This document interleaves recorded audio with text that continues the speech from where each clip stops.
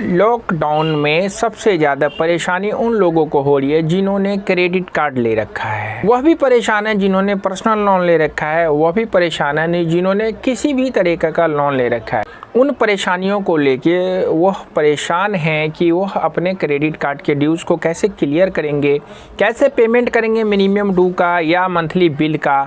क्योंकि दोस्तों लोन एक ऐसा आप लोगों के लिए बर्डन होता है, चाहे किसी भी रूप में हो, वह देनदारी आपका जीना दुश्भर कर देती है। क्योंकि सिक्योर्ड लोन में तो आपकी संपत्ति चली जाती है और अनसिक्योर्ड लोन में आपका सिबिल चला जाता है।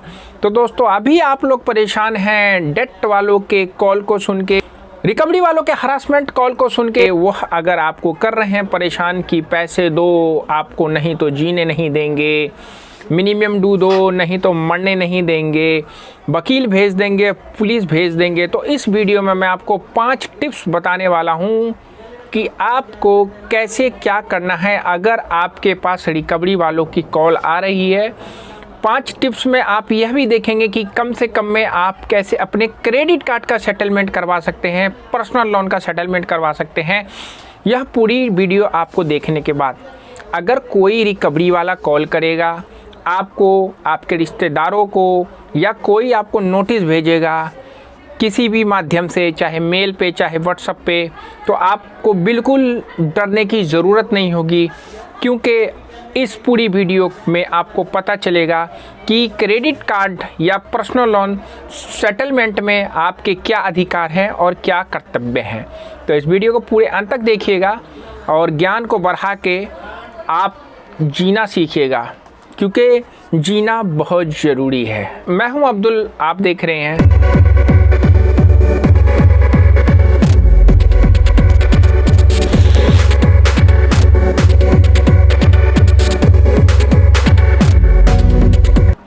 दोस्तों, फिर से स्वागत है नई वीडियो में। कैसे हो आप लोग?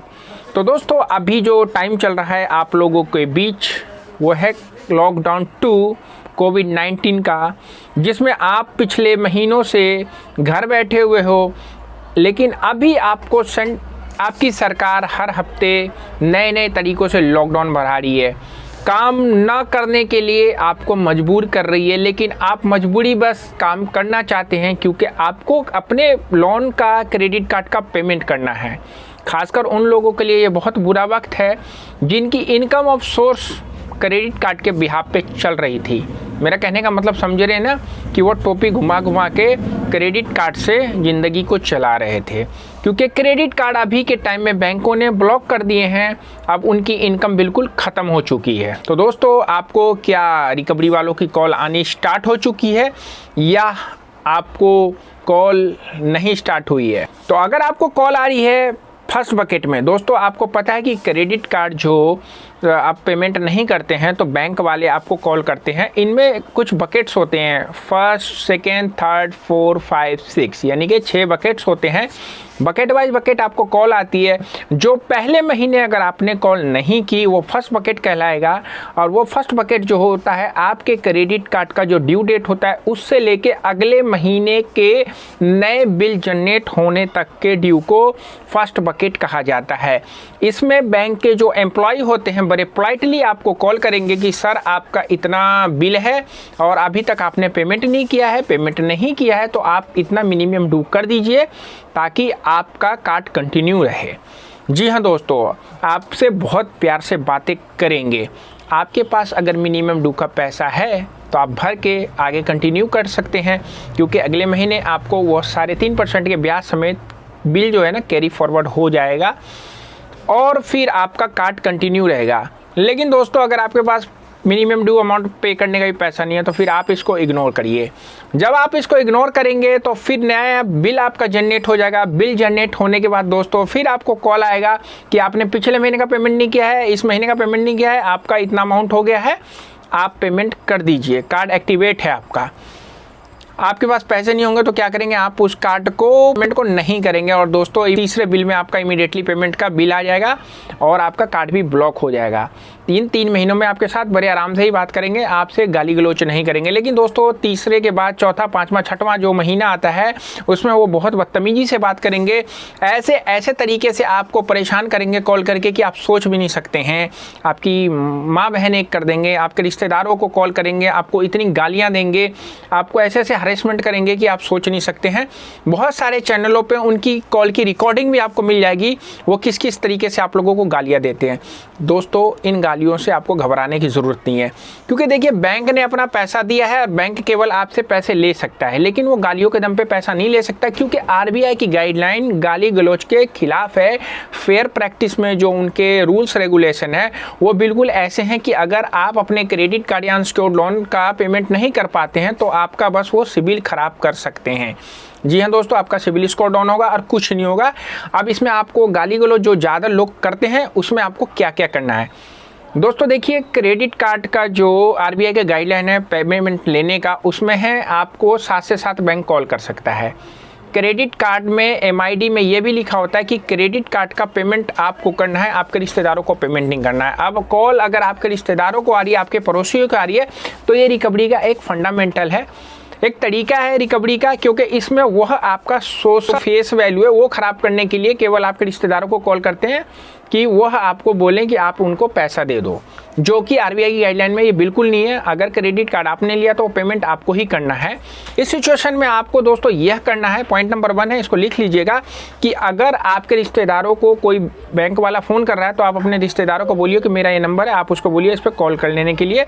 और दूसरा, अपने रिश्तेदारों को ये भी बोल दीजिए कि वो कॉल बैंक के बिहाफ पे कर रहा है तो आप उससे एक ID मांग लीजिए कि हाँ वाकई बंदा बैंक वाला है, तो आपको सही बताएगा। और जब वो आपको ID भेज दे तो आप अपॉइंटमेंट ले लेना और मिलवा देना, मेरे घर पे लेके आ जाना, मैं उससे अपने आप बात कर लूँगा। आप अगर अच्छे रिश्तेदार हो तो सेम ऐसा मुखिया भी कह सकते हो, अपने पिताजी को भी कह सकते हो, अपने भाई बहन को, अपनी वाइफ को भी कह सकते हो, क्योंकि यह जो तरीका है इसमें 90% वह लोग आपके माइंड को ख़राब करने के लिए कॉल करते हैं, आपके ब्लड प्रेशर को हाई करने के लिए कॉल करते हैं। बस कॉल करके आपके लोगों को परेशान कर सकते हैं, लेकिन वो आपके घर नहीं आ सकते हैं। वो एक तरीका होता है, ठीक है दोस्तों। तो इसमें आपको ये करना है कि अपने रिश्तेदारों या जानकारों के पास अगर फ़ोन आया तो उनको बोलो उनकी ID मांग लो, बाकी बैंक वाले अगर आपको भेज दें तो फिर आप मुझे सर कह दीजिएगा। दूसरा तरीका होता है दोस्तों उनको परेशान करने का कि मैं आपके घर के आसपास खड़ा हूँ, आपके उस एग्जैक्ट लोकेशन के बारे में बताएंगे जो आपके घर के आसपास हो, और मैं आ रहा हूँ 4 लोगों को लेके। उस सिचुएशन में भी आपको कहना हाँ जी आ जाइए, अपने 4 लोगों को या 5 लोगों को लेके मैं यहीं पे आपका इंतज़ार कर रहा हूँ, लेकिन आने से पहले अपनी आइडेंटिटी भेज दो कि हाँ वाकई बैंक के बंदे हो, क्योंकि मैंने बैंक से पैसा लिया है तो मैं बैंक को ही पैसा दूंगा। उस सिचुएशन में भी दोस्तों वो आपके पास नहीं आएगा, केवल वो भी डराने या धमकाने का तरीका है। तीसरा दोस्तों होता है आपके मेल पे, मैसेज पे ऑटिविशन का मेल भेजेंगे, लोक अदालत का आपको नोटिस भेजेंगे, और भी किसी भी तरीके से आपसे सेटलमेंट के लिए आपको कुछ ना कुछ तरीके से लीगल नोटिस वगैरह भेजेंगे।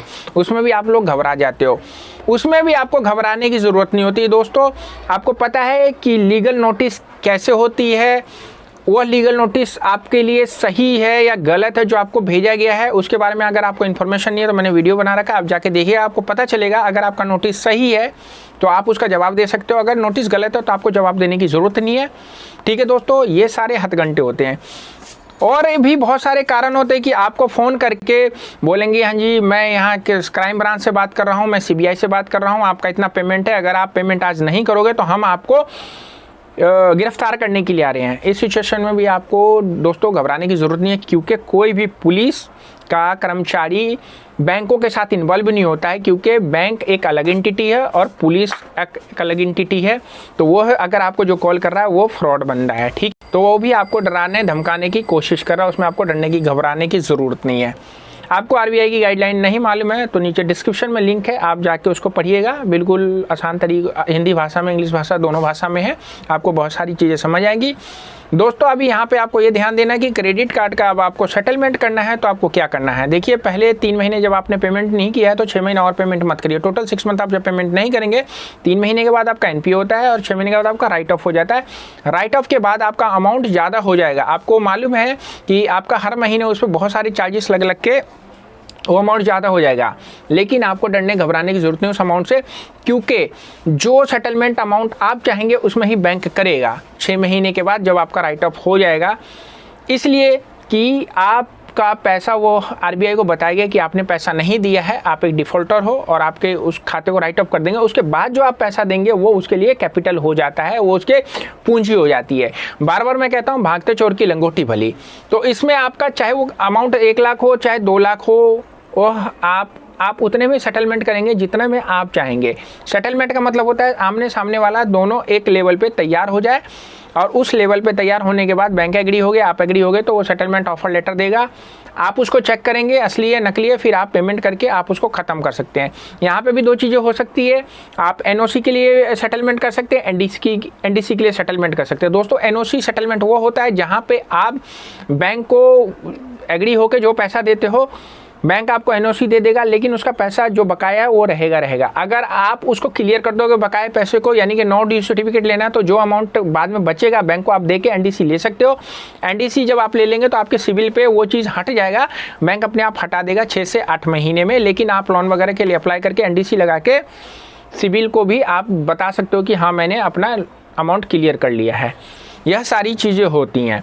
तो दोस्तों यहाँ पे जो चीज़ें मैंने आपको बताई कि सेटलमेंट में आपको चाहे कोई भी रिकवरी वाला कॉल करके यह बोले कि मैं आपके घर पे बैठा हूँ पैसा लेके जाऊँगा, आपको उनसे डरने की ज़रूरत नहीं है। आपका राइट से कि आप उसके खिलाफ पुलिस में एक्शन ले सकते हैं, क्योंकि आरबीआई नहीं कहता है कि बैंक वाला आपके साथ जोर ज़बरदस्ती करे। आपके रिश्तेदारों को अगर कॉल कर रहा है तो आप अपने रिश्तेदारों को चीज़ें बता के अपने कॉन्सेप्ट को क्लियर कर सकते हैं। अपने रिश्तेदारों को बोलिए कि उनको बुलाइए और मैं उनको पेमेंट कर दूंगा। वो अगर आ जाए तो उनसे पूछो भाई किस अथॉरिटी के बिहाफ पे आप मुझे या मेरे रिश्तेदारों को कॉल कर रहे हो ये बताओ। आप उनके खिलाफ भी लीगल एक्शन ले सकते हैं। आपको कोई डरा रहा है, कोई धमका रहा है, यानी कि जीवन जीने की जो आपकी प्रत्याशा है उसको घटाने की कोशिश कर रहा है, तो आप बिल्कुल उनके खिलाफ एक्शन ले सकते हैं। चाहे वो बैंक का रिकवरी एजेंट हो, चाहे बैंक का आरएम हो, चाहे नोडल ऑफिसर हो। दोस्तों हर बंदे का एक ना एक रिस्पॉन्सिबिलिटी होती है बैंक में भी। तो आपके यहाँ रिकवरी वाला आ रहा है तो आप उससे आरएम के बारे में इंफॉर्मेशन लेके आप डायरेक्ट उनसे बात करके अपनी चीज़ों को क्लियर कर सकते हो। अगर वो आपकी उसकी बातों से अगर आप सहमत नहीं हो तो आप बैंक के नोडल ऑफिसर को मेल लिख सकते हो इन चीज़ों से, जिन चीज़ों से आपको परेशानी हो रही है, हरेसमेंट हो रहा है। बिल्कुल ये आपका अधिकार है। मैं आपको फिर कहूँगा कि अगर आपके पास पैसे हैं तो बैंकों के पैसे दे दीजिए, क्योंकि जो पैसे होते हैं वो देश की रीढ़ की हड्डी होते हैं। बैंकों को पैसे देंगे तभी वो दोबारा पैसा लगा के इकोनॉमिक को बूस्ट करेगा। अगर पैसा रुक जाता है तो इकोनॉमिक धराशायी हो जाती है। आप बात समझ रहे होंगे। महंगाई बढ़ती है तभी देश तरक्की करता है। अभी आपको पता है कि महंगाई दर बिल्कुल लेवल पे हो चुकी है। महंगाई की दर अभी बढ़ेगी नहीं, क्योंकि पैसा है, जिनको जरूरत नहीं है उनको बैंक पैसा दे रहा है, लेकिन जिनको जरूरत है बैंक उनको पैसा नहीं दे रहा, क्योंकि बैंक अपना पैसा फंसाना नहीं चाहता है। आपको पता है दोस्तों कि बिजनेस लोन और पर्सनल लोन एक ऐसी एंटिटी है जो बैंक बड़े आसानी से दे देता है सिविल के बिहाफ पे, बिना सिक्योरिटी के। मैंने 2 वीडियो बना रखा है कि पर्सनल लोन आपको कैसे मिलता है और बिजनेस लोन कैसे मिलता है। ये 2 वीडियो आप जाके देख सकते हैं, आपको बहुत सारी इन्फॉर्मेशन मिल जाएगा। आपका सिविल अच्छा है तो ये सारी चीज़ें मिल जाएंगी। इकोनॉमिक को बूस्ट करने के लिए पैसों का प्रचलन मार्केट में होना ज़रूरी है। क्रेडिट कार्ड, पर्सनल लोन, ये सारी चीज़ मूवमेंट करते हैं। लेकिन अभी कोविड में जब ये दिक्कतें आ रही हैं तो लोगों को पता चल रहा है कि उन्होंने क्या क्या गलती कर रखी है, तो उन गलतियों को सुधारिए, ठीक करिए। बैंकों के पैसे अगर आपने ले रखे तो दे दीजिए, लेकिन नहीं है, बिल्कुल नहीं है, तो फिर आपको टेंशन लेने की ज़रूरत नहीं है, क्योंकि आपके लिए बहुत सारे कानून आरबीआई ने बना रखे हैं। आशा करता हूँ आज की वीडियो आपको समझ में आई हुई कि अगर आपको कोई रिकवरी वाला कॉल कर रहा है, परेशान कर रहा है, नोटिस भेज रहा है, घर पे आके धमका रहा है, रिश्तेदारों को कॉल कर रहा है, तो ये सारे एक्शन आपको लेने हैं, क्योंकि जान है तो जहान है। ज़िंदगी अभी जीना ज़रूरी है। जब जान रहेगी तो ये रिकवरी वाले क्या, बैंक क्या, सबके पैसे तो आप दे ही देंगे, मुझे पता है, क्योंकि इनकम होगी तो आपका एम होगा अपने उन चीज़ों को क्लियर करना जो आपने कर्जे के रूप में रख रखा है। चैनल पे नए थे तो प्लीज़ चैनल को कर दीजिए सब्सक्राइब, बेल बटन दबा के जाइए ताकि आने वाली वीडियो सबसे पहले मिले। दोस्तों वीडियो फेसबुक पे देख रहे हैं तो प्लीज़ वीडियो को लाइक और चैनल को फॉलो करना नहीं भूलिएगा। वीडियो अच्छी लगी तो दोस्तों का शेयर करिएगा, कमेंट्स करिएगा। कोई कॉन्फिडेंशियल क्वेश्चन है आपका किसी भी बैंक के टॉपिक को लेकर तो जो व्हाट्सअप नंबर आ रहा है रखिए, मैं और मेरी टीम हेल्प करेंगे उन सवालों का जवाब देने के लिए। दोस्तों आपको पढ़ने का शौक है, हमारी वेबसाइट है www.hktips.com। ब्लॉग मिलेगा वह जो आपके काम का हो। टेलीग्राम में ज्वाइन ज़रूर होइएगा, क्योंकि वहाँ पे आपको हर टॉपिक की वीडियो मिलेगी स्क्रॉल करने पर, बड़ा आसान है। तो टेंशन लेने का नहीं, बैंकों को देने का। मिलता है फिर नेक्स्ट वीडियो में, तब तक रखिए सेहत का ख्याल। Bye bye, see you.